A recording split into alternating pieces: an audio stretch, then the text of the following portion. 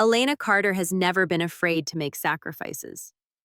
At 32, she has built her life on hard choices. A British nurse with soft eyes and calloused hands, she left the quiet suburbs of Manchester 2 years ago to work in South Korea. It's not the life she dreamed of as a child, but it's the life she chose for her family. She and her husband Daniel have been married for 6 years. Their love story began simply: college friends, coffee dates, a small wedding, and the birth of their daughter Olivia, who arrived with a stubborn scream and a smile that could melt steel. Olivia is now 5, curious, smart, obsessed with dinosaurs and bedtime stories. Everything Elena does is for her. But Elena learned that love doesn't always pay the bills. After Daniel lost his job in a local layoff and Olivia started school, the financial pressure mounted. So Elena made the hardest decision of her life. She would sign a contract abroad. The salary in Seoul was 3 times what she made back home.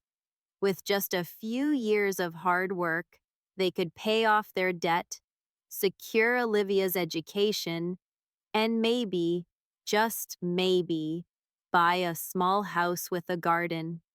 Daniel agreed. He kissed her goodbye at the airport, held Olivia tight, and promised, "We'll wait, no matter how long it takes." In Seoul, Elena worked grueling 12-hour shifts at a private hospital, often 6 days a week. She lived in a small apartment with peeling wallpaper and a broken heater. There were nights when she cried into her pillow, missing the feel of Olivia sleeping on her chest, missing the smell of Sunday roasts, missing the feeling of home. But she endured, because that's what mothers do. Every month, she transferred almost her entire paycheck into their joint account. Daniel would send pictures: Olivia at school, their cat sleeping in the sun, short videos of her daughter saying, "I love you, Mom," with a toothy smile. They were Elena's lifelines, her proof that all this pain was worth it. She had never doubted Daniel, not once. She trusted him with their home, their finances, their child, with all her heart. Their family, though scattered across continents, felt whole. Until that night the text came. One text. One sentence. "I've filed for divorce. It's over. Don't come back." Just like that, everything she had fought for, everything she believed in, collapsed. As the neon lights of Incheon Airport flickered overhead and the phone slipped from her trembling fingers, Elena realized something worse than a betrayal had happened. Her life, as she had known it, was gone. The airport lights blurred as Elena stared at her phone, her breath locked somewhere deep in her chest. The words, "I filed for divorce. It's done. Don't come back," kept flashing in her mind like a neon sign that wouldn't shut off. Her fingers moved on autopilot. She called the number. Voicemail. Again. Voicemail. She texted, "Daniel, what's going on? Is this some kind of sick joke?" No reply. The silence roared louder than any scream. Moments later, another message came through, but not from Daniel. It was from her best friend back in Manchester, Lena. "Hey, I didn't want to say anything before, but I think you should know. He's been seen with someone. Quite a lot lately. At the school, around town. I'm so sorry, Elle." Elena's fingers went cold. At the school? She bolted upright. Olivia, their daughter, 5 years old. bright-eyed with curls that bounced like springs when she ran. Elena's entire world. She had missed her first words, her first steps, her first time riding a bike. Also, she could earn enough money abroad to secure Olivia's future. And now Daniel was parading someone new around her school. Her thoughts spiraled. What did Olivia know? Had she met the woman? Did she ask where her mom was? Had Daniel told her anything at all? Elena's knees weakened. She sat back down, gripping her phone like a lifeline. Her hands trembled as she scrolled through photos. Olivia's birthday last month, the one she had attended over a video call while pretending not to cry as her daughter blew out candles without her. She had sent gifts, money, love, wrapped in distance. And Daniel had sent back betrayal. Another message buzzed in. He withdrew the entire account last week. I saw him at the bank. I thought maybe you knew. No, she hadn't known. The account they had started together when Olivia was born, the one they'd promised never to touch without discussing, was gone. Drained. Elena had been living on barely enough to feed herself after rent in Seoul, sending every extra pound home. She hadn't splurged. She hadn't taken trips. She hadn't even bought a winter coat last year. Next year, she had told herself, once we've saved enough for Olivia's school. She tasted iron in her mouth. Anger, panic, disbelief. Daniel hadn't just ended their marriage. He'd stolen from her, from their child. She opened Olivia's contact on her phone and hesitated. She wanted to call her, to hear her voice. But how could she speak without breaking? What would she even say? A loudspeaker announced the last train departure. Around her, the terminal emptied. Elena sat frozen, caught between two countries, two worlds, two lives. The one she thought she had, and the one that had just shattered at her feet. One thing was clear. This was no joke. This was war. Elena stared at the phone screen long after the message faded, her reflection ghost-like in the black glass. Her mind couldn't move, but her body did. Numb, mechanical. She stood from the cold plastic bench at the airport, walked out into the Seoul night, and let the winter wind bite through her coat. It wasn't the divorce that struck first. It was the money. She barely remembered how she got back to her apartment. One blink and she was there, still in her scrubs, her back pressed to the wall, the door closed behind her like a tomb. Her fingers moved before her thoughts did. She opened the bank app again, hoping it was a glitch. It wasn't. Their joint savings account, the one she and Daniel had built over the years, sacrificed by sacrifice, was empty. A cold, digital zero in dollars. She tapped into the transaction history. Her chest tightened with each line.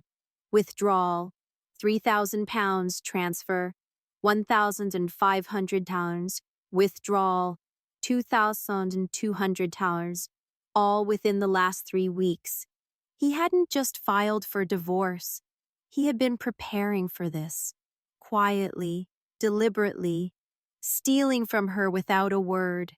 Every late night she'd spent walking home in the dark, every meal she'd skipped so Olivia could have the best, every tear she'd swallowed when she missed birthdays and first days of school, all of it, funneled into an account she thought was theirs, only to be drained behind her back. It wasn't just betrayal. It was stolen. She dropped the phone onto the floor and slid down the wall. her knees folding like paper. Tears came, not with violence but with resignation. Slow, silent. They slid down her cheeks like rain on a window. She thought of Olivia, her sweet girl who had no idea that the life her mother fought for had been ripped apart. Had Daniel used that money for another woman? A holiday? A car? Elena's mind twisted with questions she didn't want the answers to. She remembered when they first opened that account. Daniel had held her hand, told her, "This is for our future, for Olivia, for us." Now there was no us, no future, just numbers, gone, and no explanation. He hadn't called, hadn't even bothered to lie, just a message, a final strike. She wondered if he had watched the balance drop, transaction by transaction, as she worked overtime shifts halfway across the world, never suspecting a thing. A message buzzed. She flinched, hoping maybe Daniel had come to his senses. It was a promotion from the bank. She let out a cracked, humorless laugh, the kind that hurts more than crying. That night, Elena didn't sleep. She lay on the cold wooden floor, eyes wide open, listening to the soft ticking of the clock on the wall. Time moved forward. Her world had stopped. She had nothing left. And yet the silence still hadn't finished stealing from her. Elena sat in the corner of her apartment, knees drawn to her chest, as the first morning light slid through the blinds like knives. Her body ached from lying on the hard floor all night, but she welcomed the pain. It was real. It reminded her she still existed, that her life hadn't disappeared with a single message and a drained bank account. But in many ways, it had. For 2 years, Elena had poured everything she had, her strength, her sanity, her time, into building a future for her family. She hadn't come to Seoul for adventure. She hadn't come to escape. She came because there was no other way. When Daniel lost his job, when bills stacked on their kitchen table like silent threats, when Olivia needed new shoes and a working boiler, she had made the choice. It was supposed to be temporary. Just a year abroad, maybe 2, just enough to breathe, to catch up, to give Olivia the life she deserved. They had agreed on that together, or so she thought. The hospital in Seoul was brutal. She worked in high-pressure wards where time was a luxury no one could afford. She learned a new language with flashcards taped to her locker. She adjusted to a city that never slept in a country where she always felt half invisible. The loneliness was suffocating. Some nights, her only conversation was with her own reflection in the mirror. Her friends back home had stopped calling as often. Time zones and missed birthdays had chipped away at those ties. And Daniel, well, at first he had tried. The occasional video call, short updates, Olivia waving from the camera. But even then, Elena had sensed a drifting. His eyes didn't search for hers the way they used to. His words became flatter, faster. Still, she never questioned it, because she believed in them, because love, she thought, was worth sacrificing for. She remembered the night she missed Olivia's school recital. The nurses couldn't find coverage, and she had stood in the staff break room, still in her blood-stained scrubs, watching a pixelated video of her daughter singing off-key on a too bright stage. Daniel had recorded it. Olivia had looked around confused, searching for someone in the crowd, searching for her. Elena had smiled through the tears, whispering, "I'm so proud of you," to no one. Now she wondered if Daniel had even gone to that recital, or if he had already started building a life without her. What hurt most wasn't just the betrayal. It was the fact that she had given everything, for them. She had put herself second for so long she no longer knew who she was without them. And all that sacrifice had bought her nothing, not a future, not a family, just silence. In the early days, Elena used to smile just hearing Daniel's voice. He had been her anchor, the boy who once cycled 10 miles just to see her when she had the flu, who decorated their tiny flat with fairy lights for their anniversary because he couldn't afford candles. He wasn't just her husband, he was her best friend, her partner, the one who knew the lyrics to her favorite songs and how she liked her tea, strong, 2 sugars, always in the blue mug. But now, when she closed her eyes and tried to picture him, all she saw was a stranger. After the message, after the silence, after the empty account, the whispers began. Her friend Lena had only hinted at it in her texts, but eventually the full story trickled in. Daniel had changed, slowly, and then all at once. The man who used to wear worn sneakers and secondhand jackets was now seen around town in crisp designer shirts, driving a new black SUV, one Elena definitely hadn't paid for.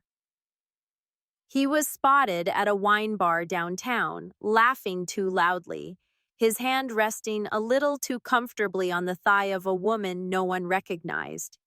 She was younger, blonde, the type of woman who probably never missed a school recital or Skyped in from another country just to say goodnight. And the worst part? He had brought her around Olivia. Elena felt sick when Lena finally confirmed it. "I saw them at the park." She was pushing Olivia on the swing like it was normal. Normal. Elena wanted to scream. Her daughter had been introduced to a stranger, another woman, while she was halfway across the world, wiping down hospital beds and living off instant noodles, without even being told, without even being asked. Daniel hadn't just abandoned their marriage. He had erased her role as a mother, one quiet step at a time. She wondered how he had justified it. Did he tell people she had chosen her job over her family? That she was the one who walked away? Did he tell Olivia that Mummy was too busy to come home? Elena remembered the last video call, just 3 weeks ago. Daniel had looked tired, distracted. Olivia had been bouncing beside him, holding up a drawing. Elena hadn't noticed it then, but now the signs were clear. The distance in his voice, the tension in his jaw, the way he kept looking off screen, like someone else was in the room. The man she had trusted with her child, her heart, and her future had been slipping away while she smiled through a screen. And now he was gone, replaced by a polished, well-dressed, emotionally vacant version of himself. A stranger in the shape of her husband. She had loved Daniel, but the man she loved no longer existed. The days that followed were a blur. Elena went to work, but she didn't remember how she got there. She held scalpels, stitched wounds, changed IVs, but her hands moved like they belonged to someone else. Her face was calm, mechanical, like a mask she couldn't take off. Inside, she was collapsing. She hadn't eaten properly in days. Sleep came in fragments, shattered by nightmares. In them, she saw Daniel's face morphing into someone else's. She saw Olivia calling out for her, reaching through a window Elena couldn't open. And always, always, that message on the screen, blinking like a curse. Don't come back. But where would she go even if she did? Her world no longer had a center. The man she loved had gutted their life from the inside out. The future she had worked for had been stolen and rewritten without her consent. And worst of all, her daughter was growing up in a home where Elena's presence was no longer needed, or even missed. She found herself staring at the plane ticket she hadn't booked yet. Just one flight away. Manchester wasn't far. She could land, march into their house, demand answers, demand him to look her in the eye. But then what? Would confronting Daniel give her closure, or just hand him the final piece of power? What if Olivia saw her break down? No, she couldn't fall apart in front of her child. She couldn't let Daniel see her shattered. Still, she fought the urge daily. The instinct to run, to scream, to go home, even if home no longer existed. One night after her shift, she sat on the roof of her apartment building, the one place where the noise of soul softened, where the stars still looked like the same stars over Manchester. She pulled her coat tight and let the wind sting her face. It helped. It reminded her she was still here. Somewhere between the tears and the silence, a thought crept in, small at first, then louder. What if this is not where I end? The idea terrified her, but it also lit something inside her, something Daniel hadn't managed to steal. Yes, he had broken her heart. Yes, he had betrayed every vow, every promise. But Elena had survived worse. Surgeries at midnight, patients dying in her arms, raising a daughter while working full-time, surviving in a country she barely knew. She had learned to fight without fists, with grit. She wasn't done. This pain, it would not define her. It would forge her. And when she rose, not if, but when, she wouldn't be crawling back to what had been taken. She would be walking forward into something entirely her own. It was not a movie moment. No triumphant music, no montage of victories. It was slower, quieter. A choice repeated in small moments, every day, sometimes every hour. Elena began with the simplest act of defiance.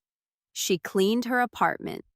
She scrubbed the floor where she had cried for days, threw out the trash that had piled up while her world collapsed. She took down the picture of her and Daniel on their honeymoon, the one that had sat above her desk like a shrine to a lie, and dropped it face down in the bin. It shattered, and something inside her broke free. She looked in the mirror and didn't recognize the woman staring back, so she started rebuilding her, piece by piece. She cut her hair, not out of vanity, but necessity. It had grown long and tangled from neglect, like the past she was shedding. The woman who stared back now had sharper eyes, a stronger jaw. She looked awake. At the hospital, she began speaking up more, volunteering for complex cases. Her supervisors noticed, so did her patients. One of them, an elderly Korean woman recovering from heart surgery, told her through a translator, "You are calm like stone, but your eyes burn like fire." Elena didn't know how to respond, so she just smiled and bowed. In the evenings, she studied. She signed up for online courses in advanced trauma care. She practiced Korean with street vendors instead of hiding behind English. Slowly, the city she had once felt lost in became a place she could navigate, maybe even belong to. Her relationship with Olivia became more intentional. The guilt didn't vanish, but she learned how to carry it without letting it crush her. They video called every evening. She read bedtime stories over the phone, helped with homework from thousands of miles away, laughed when Olivia made up silly songs. Once, Olivia asked her, "Mommy, are you sad?" Elena paused. "Sometimes," she admitted, "but I'm also getting stronger, just like you." And she meant it. She no longer stalked Daniel's social media. She stopped checking the bank account he had emptied. Instead, she opened a new one, in her name only. She set goals, savings, certifications, even dreams she had once buried. Maybe she'd move to another city. Maybe she'd start her own clinic one day. Maybe she'd take Olivia on a real holiday. She didn't need revenge. She didn't need Daniel to apologize. She needed freedom, and she was claiming it. Not all at once, but step by step, breath by breath. One morning, as she stepped out of her apartment and felt the warmth of spring on her face, Elena realized something profound. She wasn't rebuilding her old life.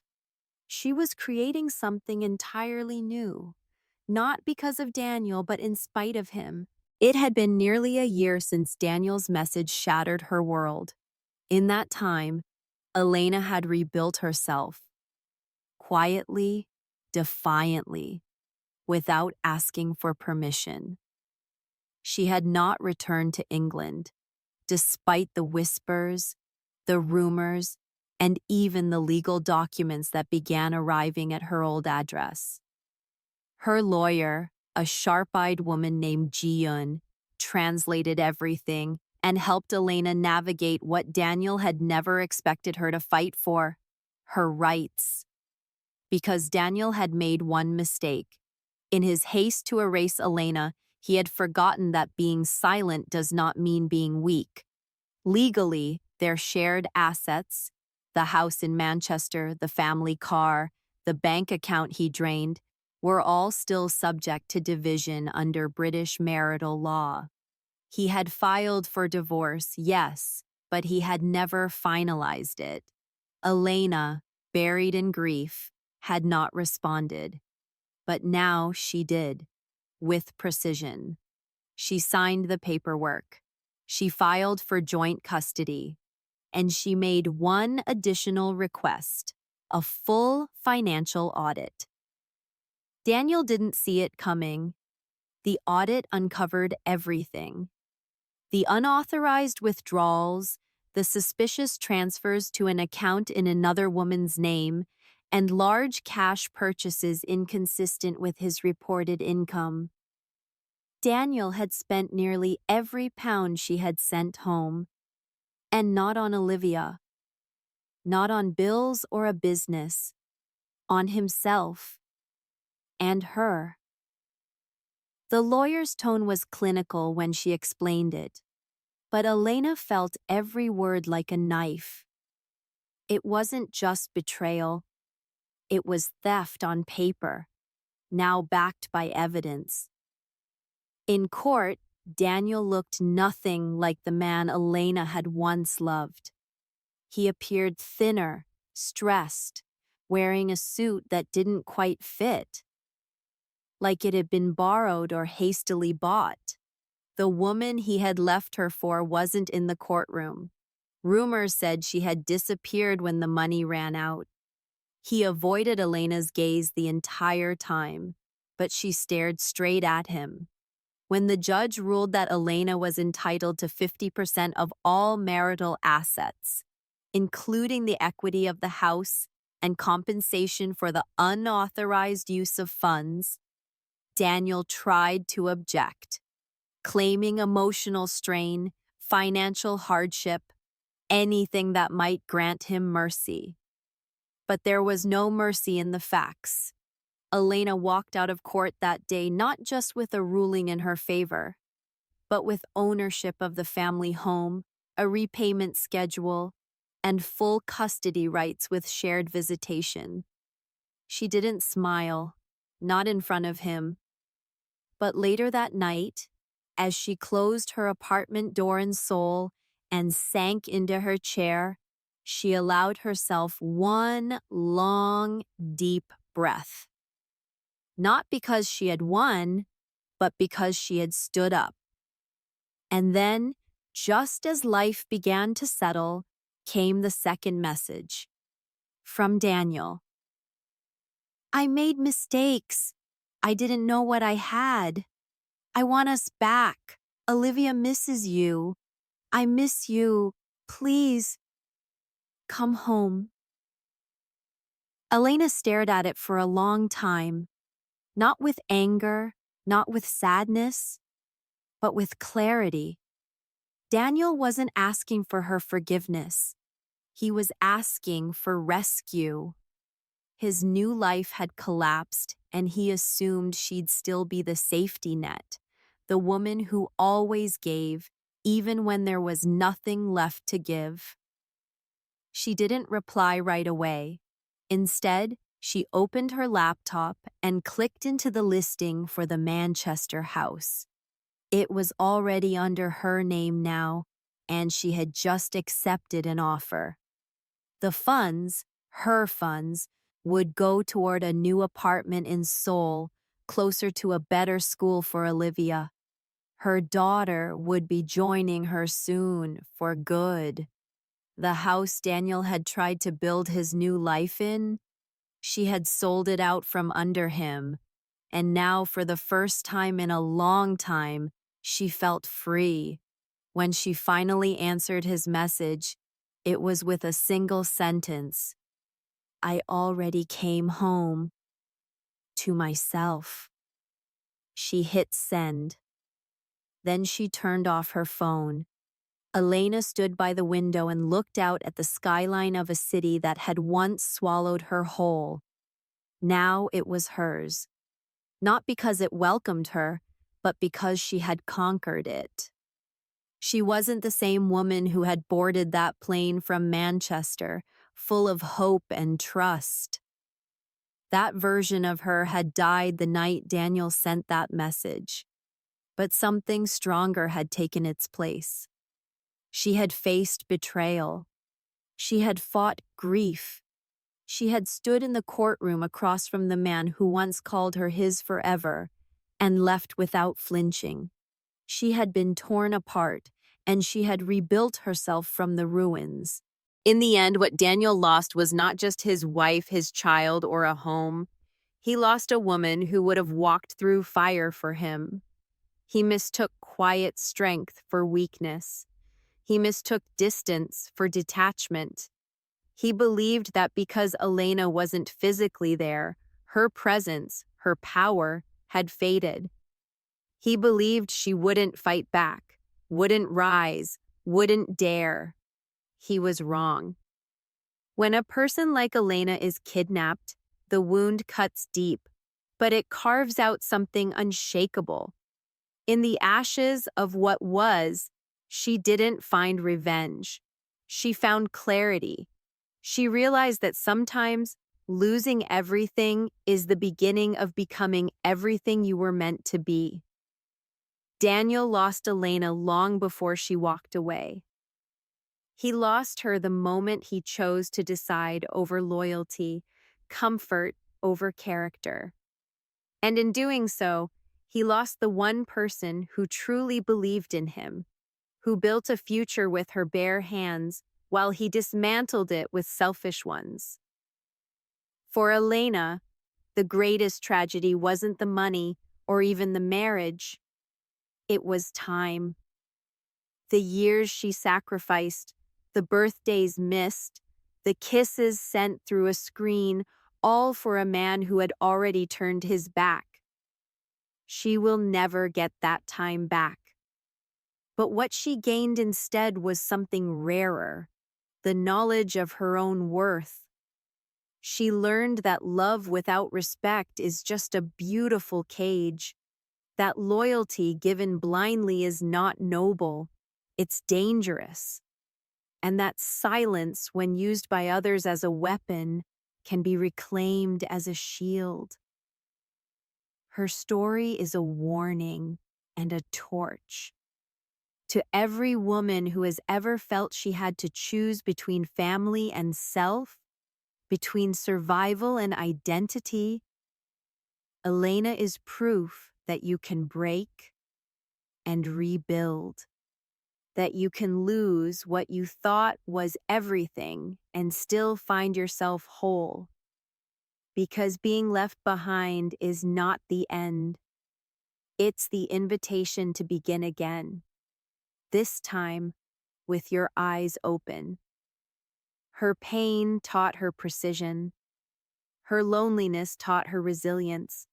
Her betrayal taught her to stop giving the best of herself to those who only take. And now, standing in the life she built from nothing but ruin, Elena carries a lesson deeper than anger. You don't always get closure from the people who hurt you, but you can create it yourself by healing louder than they ever broke you.